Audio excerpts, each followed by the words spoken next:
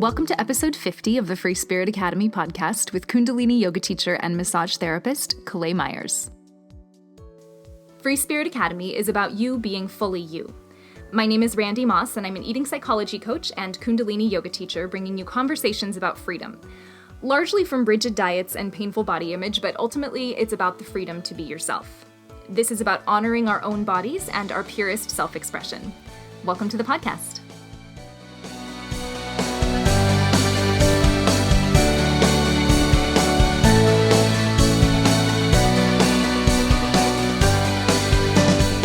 Hey friends, I hope you're doing good. I met today's guest in my very first Kundalini yoga teacher training, and we have continued taking the same trainings from Guru Singh in Seattle for the last couple of years. And I wanted to have her on as a teacher, but also as an example of somebody who moved through serious addiction to drugs and alcohol, and on the other side is more real and more uniquely herself than she'd ever been before. I often talk about binge eating and compulsive eating as being messengers. And what we discover as we explore these things is the parts of ourselves that are being suppressed. And I personally tend not to use the word recovery because I think that we're not recovering something old. We're uncovering. And you could say it's something old. You could say that we are recovering the parts of us that got cut off or suppressed at some point in our lives. But I think we're going to recover them in a way that we haven't experienced before. So I tend to say it's an uncovering, a blossoming. We're seeing parts of ourselves in a new way for the first time. And so we become a version of ourselves that we didn't get to experience fully before the addiction or dysfunction or coping mechanism or distraction. And I see that in Kalei, though at first, all I saw was her fabulous blue hair and her tattoos standing out in a room full of identical Kundalini yogis wearing white, and I loved it. And so it's been such a pleasure getting to know who was underneath that initial impression. So in this conversation, we talked about addictions and coping tools and distractions and how they work until they don't. And when it becomes obvious that these things aren't working the way that they used to, it's time to start seeing what's underneath those behaviors. And it means that we are ready to do that. And we talked about how easing away from whatever distraction or addiction, whatever your distraction or addiction is, doesn't suddenly make life wonderful. It actually just lets you feel everything that you were running from. And if we talk about this in terms of compulsive overeating or binge eating, it can be really easy to think that once we stop binge eating, then that's what's going to leave us feeling peaceful and free, when in reality, binge eating is there for a reason, or probably a lot of very good reasons. And what's underneath can be painful and overwhelming. So we want to honor that we develop the painful habits that we developed for really good reasons. And so starting with compassion and curiosity is what's necessary to take the journey. So Kalei herself is 15 years sober. Actually, I think she might have even said 16 years sober. She'll tell us her story and what it took to create a life that didn't need drugs and alcohol, and how Kundalini yoga came into the picture, and what she's doing now as a teacher and just a creative, growing human being. So I hope you enjoy this conversation with Kalei Myers, the urban yogi.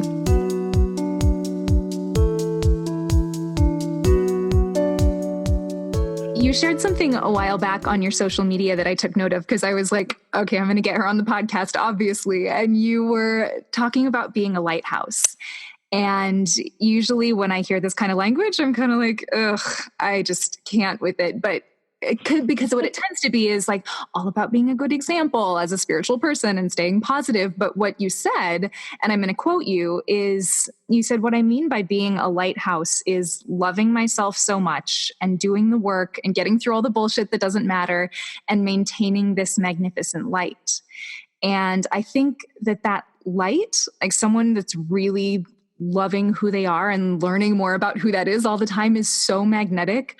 Whether people are like it or not, it's noticeable. And it's not something we have to try to be. It's almost something we have to let ourselves be if we were conditioned out of it. And you've got this. And it's not just your hair, your blue hair, your tattoos. Like you really do just have this light and this fire that makes you stand out even in a room of Kundalini people all wearing white. Um, and one other thing that you mentioned in the same recording was that so many people suffer from a lack of loving themselves, and then they end up turning to alcohol or drugs. And I talk about this a lot, like food and diet and body stuff. But you were talking about alcohol and drugs and all of the stuff that keeps us from feeling who we authentically are. So I would love this to be a sort of opening for you to talk about your background with addiction and with recovery, and then with self-love and how all of that ties in. Yay. Yes. Yeah. So go for it. Well, I go for it now. Well, one thing that you'll know about me is that I was sent to planet Earth to not hold back, hold back the spiritual piece, not hold back the badassery, not hold back any of that. I was here to unleash, to be authentic, to be living in my truth. And it took work to get there. It definitely wasn't something that suddenly, poof, I was born with this. And I feel like there's a lot of us out there that we're so disconnected with that piece. And then we start to actually grow up thinking that it's who we are. It is actually our character. And through unconditioning and unraveling and getting rid of all the bullshit, that we could actually start to see the true authenticity from when you were born. Your soul came from that star, that particular special star up in the galaxy. And there's only one star like you, and was bursted and sent to Earth, right? And I think to myself, I wasn't sent to Earth to just suffer and to just live in pain. Like, think of that, like that travel that I had to make to get here. And there's only one of my soul out there like this, that when I finally grasped that idea of what my passion was, I didn't know the passion. I didn't know any of that, because the drugs and alcohol were, part of my story. It is part of my story. It's part of my, it's the hiding of the trauma, hiding of the dramas. It's how I dealt, how I coped, which we could really think about it. I mean, Randy, we cope with stuff in various ways, whether it's being clouded by social media, whether it's eating unhealthy, whether it's surrounding yourselves with toxic people or environment. I mean, the list can go on of all the things that we can do to really cloud our authenticity. And mine at the time was drugs and booze. I liked a lot of it, and I did a lot of it. And it worked for a period of time. It worked so much so until the universe was like, cool. now you've had your quote unquote fun. Now, let's really get down to the grit, right? And that's really what it is. It's just like this divine grit that we have to go through, to get to, the divine authenticity that we were supposed to be born, that we're born with. And so, yeah, I mean, drugs and alcohol play a part of my story. They, I'm celebrating, let's see, I'm 15 and a half years sober. And I got sober at about 30. And when I got sober, I thought, oh my God, this is my life. How flippin' horrible, right? Like, this is it. I'm in a meeting, and I'm literally like, my life has completely crumbled to absolutely nothing. And so what I didn't know at that time, though, is that I needed to crumble in order to be rebuilt again. I had to crumble the idea of what it was, because when I talk about that lighthouse, like, if your lighthouse is unsturdy, and if your lighthouse is built on a foundation that isn't strong enough, and if your lighthouse, the windows are not properly put in, and maybe the lights have gone out, and maybe everything about that lighthouse is not functioning, then that ship across the sea cannot see the lighthouse. at all. And so part of crumbling is, my lighthouse was needed to be rebuilt, and needed everything new about it so that it could function exactly how a lighthouse is designed to be. Right. And so what I'm hearing, so I heard a couple of things here. I sort of compare this to that moment when you were like, the universe is like, no more of this. I talk about this a lot in terms of food and body and how we can develop disordered eating at a really young age as a way of coping with all of the traumas and the dramas and everything we don't know how to deal with. And at some point we become mature enough, we become ready that life is like, okay, this isn't even fun anymore, right? Like where at one point it might have worked, the drugs, the alcohol, the intense dieting, body focus, food focus, like at some point it doesn't work and it's not fun anymore. And that's kind of amazing, because that's when you know that you're ready to start waking up. And the lighthouse analogy, I think, is so lovely. And you're talking about like the windows and the foundation, and tell me if I'm hearing this the way that you mean it.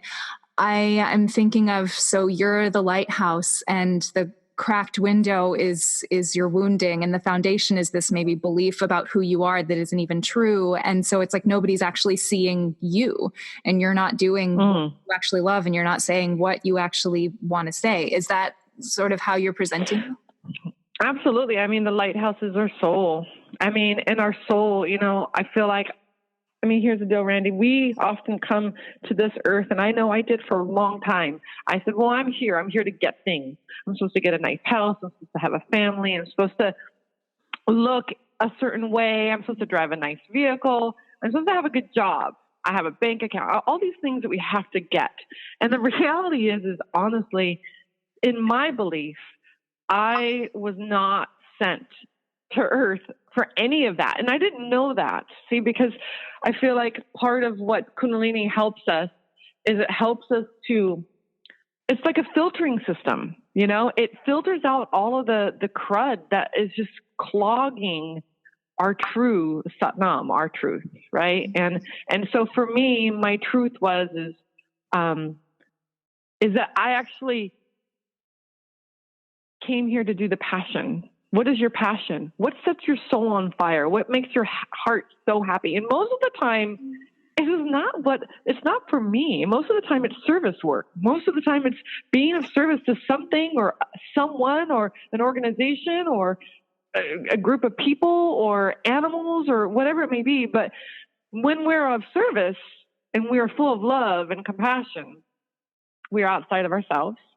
And that is really when a lighthouse can work purpose, exactly how it's supposed to be, because that lighthouse is serving a purpose.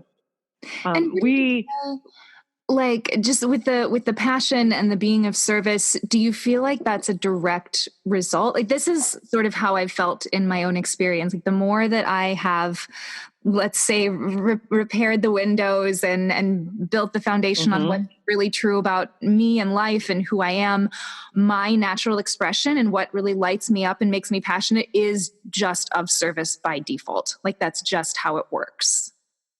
Absolutely. And the best part about it is like, honestly, this shit is so easy, but we make it hella hard. Yeah. And why? Because our mind and our ego gets in the way. We make it so freaking hard. It's easy. It's literally like part of my whole thing was that I had to kind of, not only, so recovery helped, of course, right? I had to clear out my filtering system. I had to detoxify myself. I had to really get my body, like you're talking about, eating healthier, eating organically, living healthier. Like, do I still sneak off and get like some French fries from here in time to time? Of course, like I'm superhuman still, right? But I had to do that. And then I added the Kundalini piece because that helped with the pranayama and the breath. And it helps the mind chatter, right? Because we start to identify as a chatter as being us. When the chatter is merely chatter, it's as though we have the most annoying narrator living in our brain, telling us step by step what life is happening. And it's constant. We as humans just almost relate to that as who we are, and we don't realize how to get out of it. So then the Kundalini helps with the chatter and the physical piece. And it helps with the trifold effect of combining the body, mind, and spirit all on one, right? And then once that happened, then the manifesting and positive affirmations and raising your vibrations can happen at that point. It's almost as though, I mean, I don't like to say it's a step-by-step process. However, it kind of is. It's I think it kind of is, because I think you're really like what you're saying. I think first we have to decondition all of that mind chatter is what we're handed, what we have like in our body believe is true. And you have to become conscious enough to look at that and be like, is that true? And from there, like the affirmations and all of this beautiful stuff you can bring in, but you can't put a positive affirmation on untrue beliefs and on wounding that's not being looked at. No, and because here's the deal is that we were, you know, when we came into this life, we were given families and bless their hearts. Our families did the best they could most of the time, right? And the reality is like that conditioning started at a very, very, very, very young age. Yes. And so then what happens is we grow up thinking maybe a certain belief or a certain way, and then we end up getting older and we're like, holy fuck, that is not what I feel at all. That I want to have blue hair. I don't want brown hair. I want to have my body covered in tattoos because it's a piece of work. It's a piece of art. I don't want to conform. I don't want to look like a cookie cutter way that I'm supposed to look like of what social media displays, right? Of what we're supposed to look like. Then that can start happening. But yeah. And I think it's easy to even like we're taught to conform in general. Most of us are taught to conform, whether it was to religion or to culture or just to our family dynamics. And I think it's even easy to take that whole idea into a spiritual community and to feel like, oh, I'm evolving. I'm in this new spiritual community, but we're just conforming and trying to look and sound like everybody else. And that's what I love about you is that you, go ahead.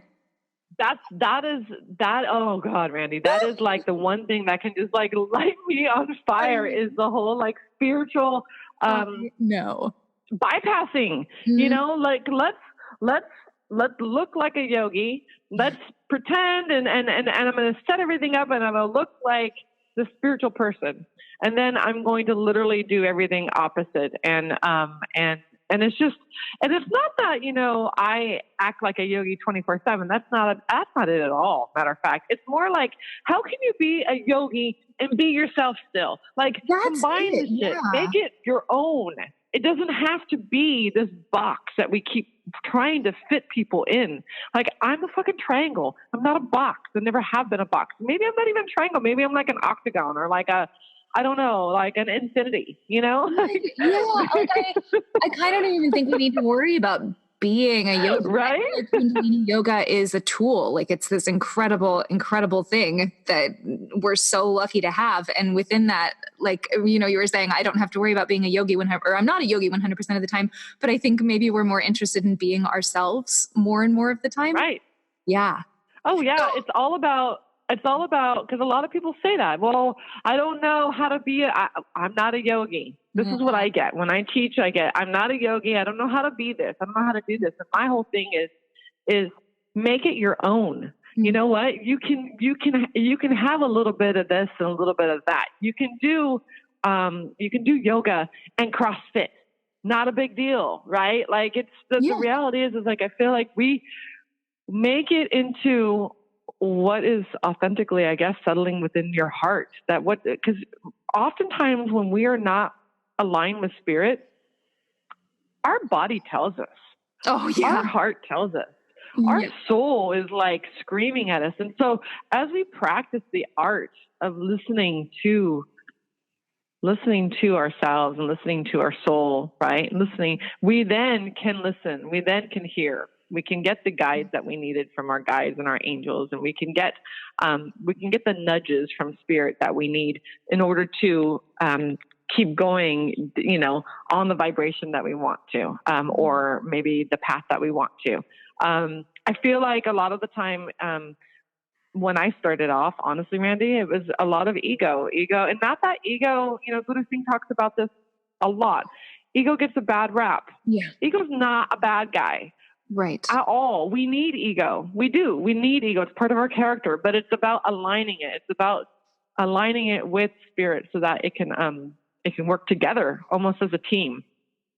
Yes, absolutely. I often think of the ego is just, I mean, that's just our personality, right? Like that's the personality self. And I think that it's more of a wounded inner child than anything, because that's the conditioned part of us. That's the mind chatter, Yeah. all this stuff. And so it's about seeing what I was conditioned to be and what I feel like I should be and feel like is bad about me or whatever. And then lining that up with what actually seems to be true about myself and about life, and seeing, bringing those things more and more together. Yes, absolutely. That's exactly. And that's probably, I suppose, why you and I do the work that we do, is because we feel called and passionate about it. So much so that we want to share it with other people. And we want to share and really just in hopes that even if one person was to gain something from any of the words that we have just said, that then we've done what we needed to do. Right. I do think it just kind of starts to spill out of you naturally at some point. It's not like you have to go around being like, how can I be of service? How can I be of service? It's like you do your own work, you step more into your own self, and all of a sudden it's like, it's just coming out. And I'm curious, you were talking about how, like, when we're not aligned with our souls or who we really are, our body tells us, our body lets us know. How was that experience for you? Because I would imagine your body was letting you know at a certain point, but you didn't really realize how to interpret that. And so it was natural to sort of fall into drugs or alcohol. Or what was that like? Like how old were you when you got into drugs and alcohol? I started using, I would probably say recreationally, as a typical teenager would, at like 16. 15, 16. But my drug use and alcoholism is definitely started very quickly. And so my stint really was only from age 20 to about 30. So a good decade of my life was spent just causing just a complete shit show. And I like to call myself the human tornado, that I would like kind of go through people's lives and just tear things apart and cause a lot of drama and chaos. And everything was dramatic. Everything was an issue. I lived with, and so for me, I have, past traumas like a lot of us do. There's a lot of, there's a history of sexual abuse and typical dysfunctional family stuff, right? That I think a lot of us have grown up with, that maybe some worse than others. And so the reality is for me, and then add the predisposed piece, right? Already, it was just genetically in my family line. Add that to it. So by the time, I was 30, using was very much, just seemed like it was just, this is what I did to kind of check out. And I was one of those functional users. I mean, I had a full-time job. I had, I had certain things. I looked the part. Talk about spiritual bypassing. I bypassed it big time. And I portrayed that image that you wanted to see, was that corporate America. And I definitely didn't let you see my cracks, so to speak.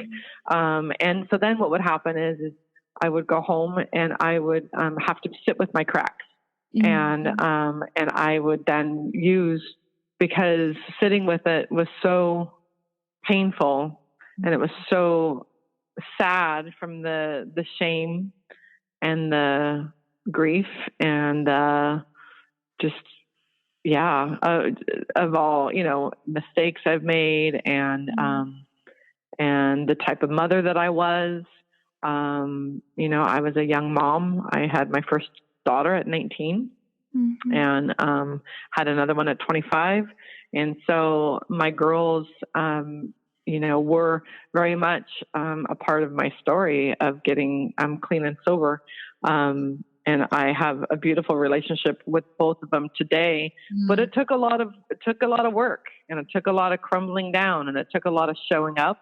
It took a lot of making amends. It took a lot of cleaning up the wreckage of my past. And And I feel like, people get stuck on that. It's hard to clean up the wreckage of your past. It's a shameful process. It's not something that's easy. But what I like to tell people, it's like, here's the deal. We get two options. You can either stay in the shit or you can move out of it. And the reality is like, I just knew that I was destined for something better. I just knew that in my heart. I didn't believe it necessarily right away, but I knew it. I knew, and I trusted. Somewhere along the line, I still trusted. I trusted the universe. I trusted the stars when I looked up at the night sky. I trusted knowing that my divine would guide me through whatever I needed to guide, and I wasn't of any religion, but I had a sense that there was something bigger than me out there. I mean, how could you not, if you looked outside, at night and you saw the galaxy above, how could I not think that there was something bigger than me? And I just had to trust. And so getting sober was probably one of the hardest things that I ever had to do. Living life without checking out is not an easy thing to do, right? Like that's not easy. And so even today, even with a little bit of recovery time under my belt, it's kind of one of those things where I've never like that's first and foremost for me, very much a priority. If I am not in my recovery, then I'm not doing what I need to do. I'm not going to be present. I'm not going to be my authentic self that I need to be. And so that's kind of first and foremost for me, is focusing on, the recovery part. It's real easy to kind of put that aside, especially when things start getting really good in your life and you get things and you're not like, you've got stuff now. And so it's easy to kind of be like, oh, I'm fine. I'm normal, and kind of let that guard down. And the reality is I can never go back to drugs and alcohol. That's not an option for me. And for me, Kundalini was a real big piece of that, because when Kundalini found me, I like to say that it found me. I didn't find Kundalini. It found me. And when it found me, it was that aha moment, that holy heck, I can't even believe it. Like, I had no idea that my body had the ability to access such a beautiful, natural, euphoric high, so to speak. Like, I had no idea. Yeah. I had no idea. And so when I started combining Kundalini with my recovery, I found how powerful it was. I found, I suffered from PTSD, post-traumatic stress from the trauma. I suffered from anxiety. You're looking at a person who was on every type of anti-anxiety medication possible. You're looking at someone who, like I said, got off of drugs and alcohol. And I am not on any medication for any of my anxiety anymore. Not that that's bad, like if someone needs to, I always tell people, if you got to do what you got to do, there's part of Western medicine that I really honor, and, do you, but for me, and I'm only speaking from my own experience, that, getting off of all of that and really, just, and getting to the core of the onion. Have you ever peeled back an onion? Totally, yeah.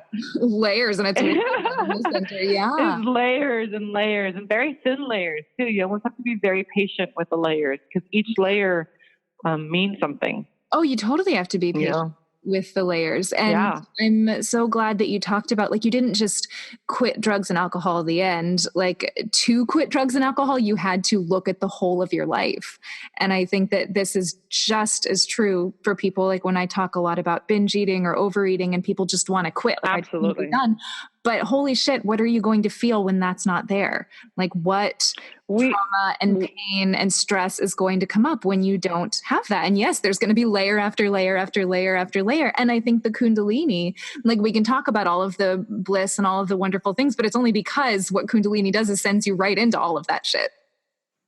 Absolutely. And this is, I think, the reason why Kundalini is starting to become really kind of a worldwide, popular now, you start to hear it more, is because I do believe that there is a strong desire that people are finally having, that they're wanting to awaken. They're wanting to awaken, and they don't know what that means necessarily. Because I know I didn't. I didn't know what the heck awaken mean. I was like, "What are you talking about? I'm fucking awake. I'm here. I'm standing right here. I'm not asleep." And the reality is like I was asleep for a long time, and when I awakened to my true self, oh my gosh, it like sent me to that third dimension. It did, and it was a mind-blowing experience of. And I feel like that's the truth, Randy, is the reality is people don't want to deal with the dramas and the traumas of the life. Yeah. They don't. Yeah. It's painful. It's hard. It's icky. It's not fun. Like who? I've never met anybody who's like, yay, I'm so excited to get to do some trauma work today. You're just like, this is just like, soul work is not pretty. It's the hardest shit that you're ever going to do, but it is the most rewarding at the same time. Yes. But it's to the people who are in it, who are doing it on the daily basis. Now check it out though. For 1 minute, though, I stopped doing my soul work. Say I figure, oh, okay, cool. I'm on this podcast. I've told everybody my story. La la la la. This is great. I'm gonna do a little bit of yoga here and there. I'm gonna eat some organic food, and I'm gonna just chill for a while. Yeah. No, it doesn't work like that. For 1 second, and as you know, with being a yogi yourself, like the moment we let that guard down and the moment that our maintenance program falls short, and really that's what it is. It's a maintenance program. So you declutter, you clean out the filter system of your life, your entire fucking life. You clean it out. You set up an action plan, I guess, of for me, it's recovery, it's Kundalini, and I practice a lot of manifesting and obviously with my tarot work and crystals and things like that. So I have a little bit of the witch in me that I love to honor, and actually not a little bit. I have a lot of witch in me that I like to honor. Why am I even doling that down for even 1 second? And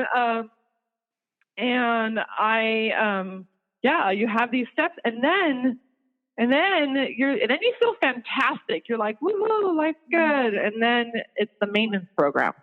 Then it's like, okay, what are you going to do on the daily basis to keep this going? And for me, it's, I write in my journal. I read my cards. I carry some crystals with me. I, do the yoga, work with other people, have a belly laugh every day. Like whatever you need to do to keep that maintenance program going, do it. But I feel like, man, here's the deal. Like we're so used to we can check out so easily. This, you can spend your entire life scrolling and posting and pretending all you want.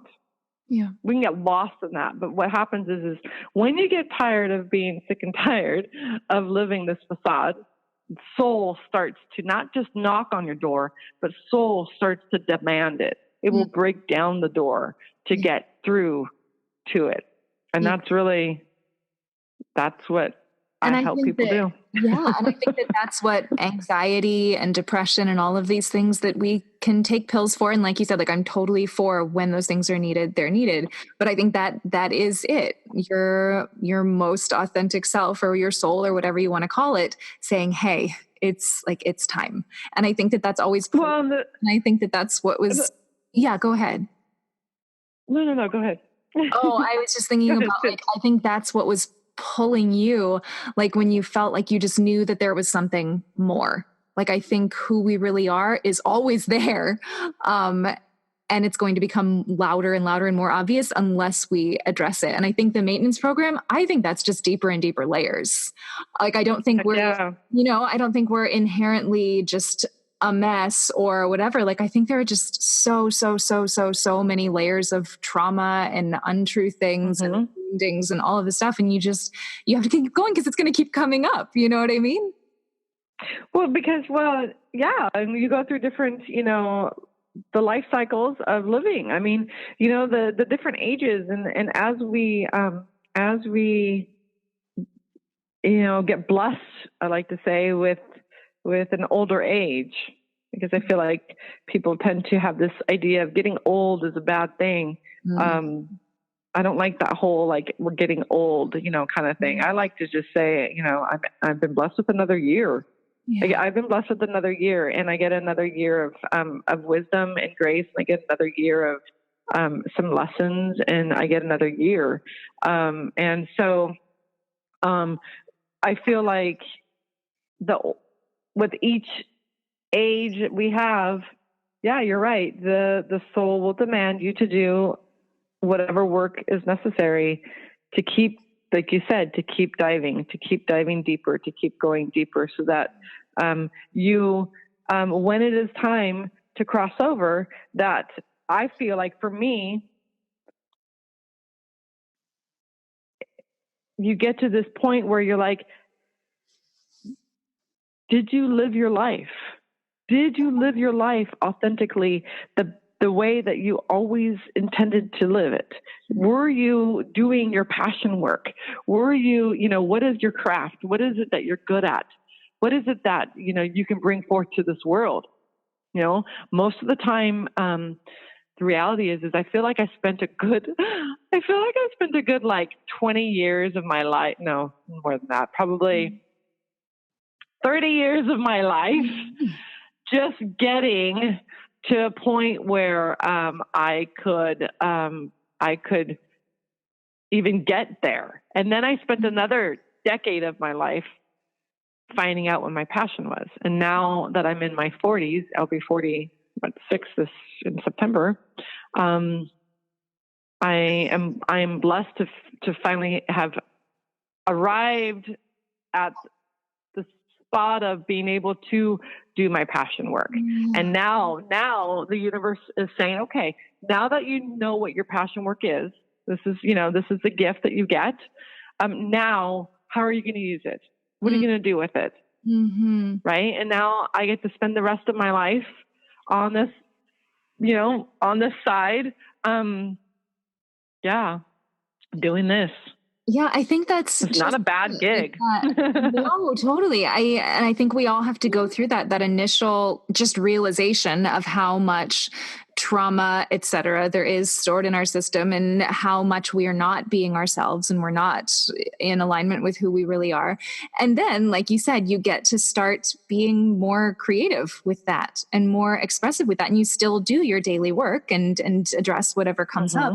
But so for you, being in this place where now you get to be more creative and share and be a teacher and just a creator, what is going on now? I know that you're writing, you're moving to Seattle, you're going to be teaching there.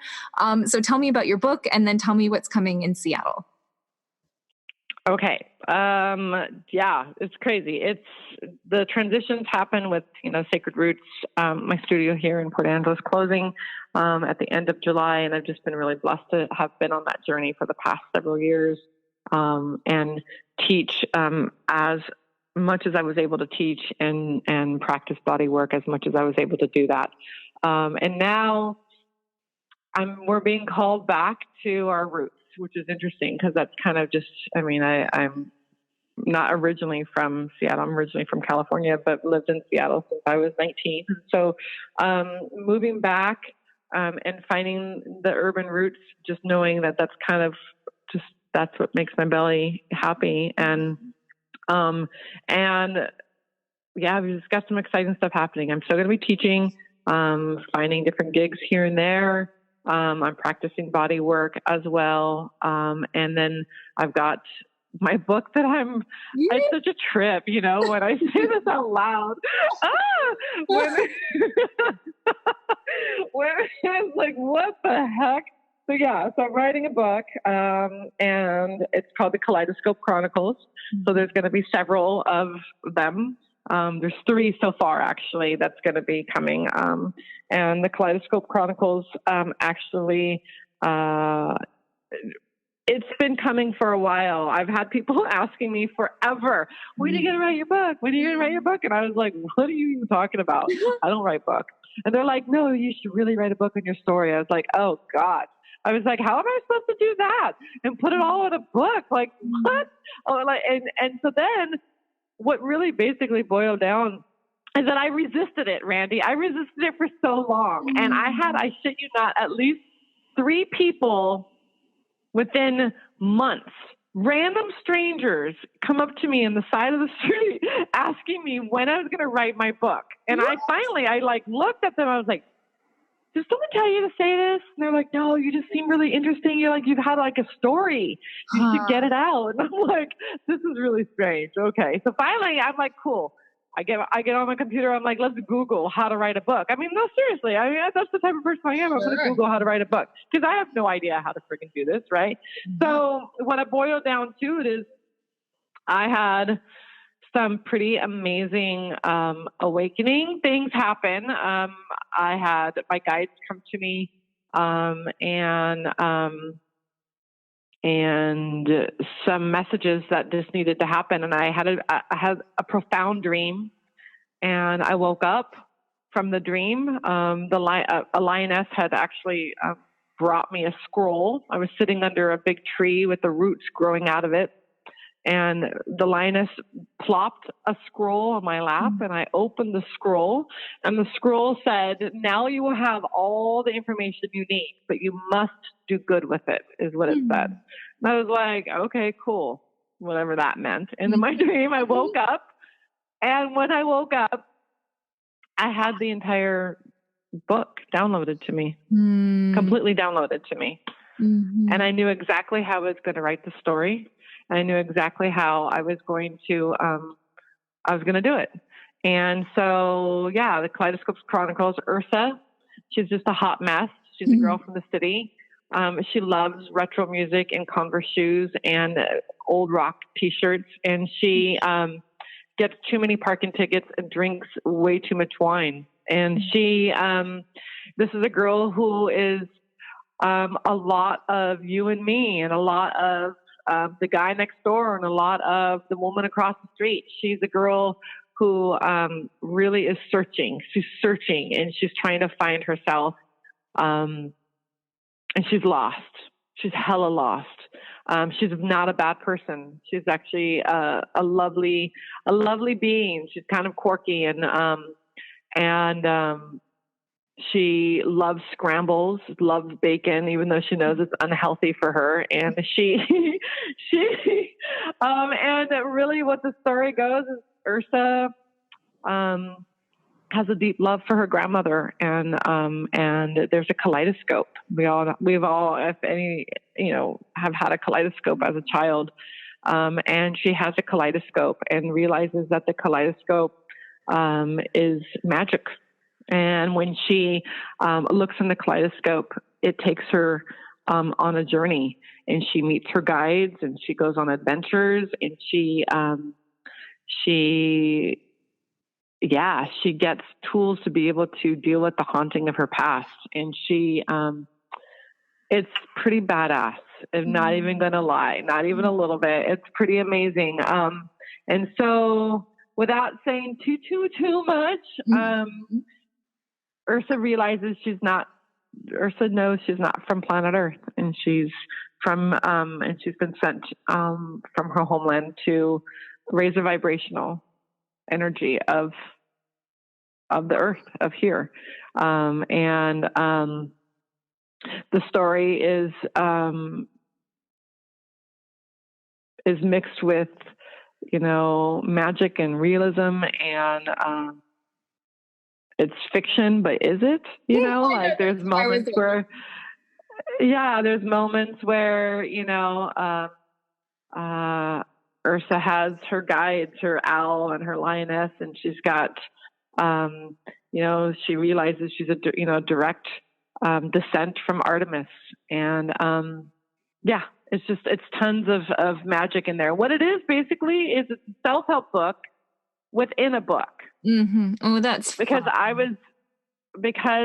was adamant about that it needed to be an epic story but that it needed to be not a typical self-help book that, I don't know, that it's just so fucking boring. You're just like, and then if you're like me, you skip a few pages and then you skip a chapter and then you're like trying to read the end of the book. And next thing you know, you didn't even read the self-help book because you've just gotten lost in the whole thing. And so, this whole thing is you're going to be lost in the journey. You're going to go on the journey with her, and you're going to find your own kaleidoscope, because everybody has their own kaleidoscope. This is not something that just she has. Everybody owns it. Everybody has their own. And so the story is to bring you to your own kaleidoscope and know your own magic and your own self-worth. I love this because, I mean, we learn best when we're emotionally engaged. And maybe some people get real emotionally engaged in a standard self-help book, and definitely some have grabbed me. But when somebody can tell a story like that, that's powerful. That's very cool. Oh, absolutely. I mean, there's hands down, I have like a top 3 self-help books that I've actually I love and yeah, and that have actually helped me make it through to this. But I just knew that for me and the type of person that I am, I just knew. And not only that, but here's the deal, Randy. I feel really called. I'm manifesting this book to be on the shelves of young adults section. I would love for this book to be on the shelf of the young adult section, or even younger, or so that the younger generation, my son, who is 10, who's going to be 11, who maybe as he gets into his teenage years, he will be able to read this and he will be able to be guided spiritually, the way that he maybe is called to, or maybe he'll find something in this book that he'll relate to, or maybe he'll read Ursa's journey and he'll realize he's not alone, that he has some common thing here with her, that he will find inspiration and hope, and he will find his truth, his Satnam, right? And because Ursa has her beloved serpent that she is very close to, and that's one of her guides as well. And so I'm pretty excited about it. I liked that phrase. All of a sudden I was like, I want a beloved serpent. That sounds right. Yeah. Shakni the serpent, her beloved serpent, who helps remind her and show her of her Kundalini. Yeah. Of that stored energy, that magic that we have in ourselves. Oh, fun. So, well, we'll link your social media, because I know you talk about it on Instagram every once in a while. So if that sparks something for people, they can follow along as you share updates. One question that I ask everybody is, I tie this up. So it's the Free Spirit Academy podcast. And the way that I define a free spirit is basically just what we're talking about, like your most real you, your most authentic you when you get to be yourself. When you hear the term free spirit, what does that bring up for you? That's a good question. When I hear free spirit, I hear bondage, the freedom from bondage of yourself. I hear that term, freedom from the bondage of yourself, freedom from the restraints, freedom from the conditioned, answers that we think we're supposed to say, freedom from the type of love we're supposed to feel and we're supposed to have, being able to have that universal love, that are cross genders, right? That love sees no gender. That we have that freedom to be able to be authentic in a way that we are fearless in our journey, knowing that we walk with strength and purpose. Yes. We walk with strength and purpose. And with that, we have the courage to be able to stand tall, in exactly who we are. Yes. So that, your lighthouse becomes you. You become the lighthouse. The lighthouse becomes you. Way to bring it around. Yeah. Boom. Yes. Perfect. We're ending it. Thank you so much. All right. Thank you so much.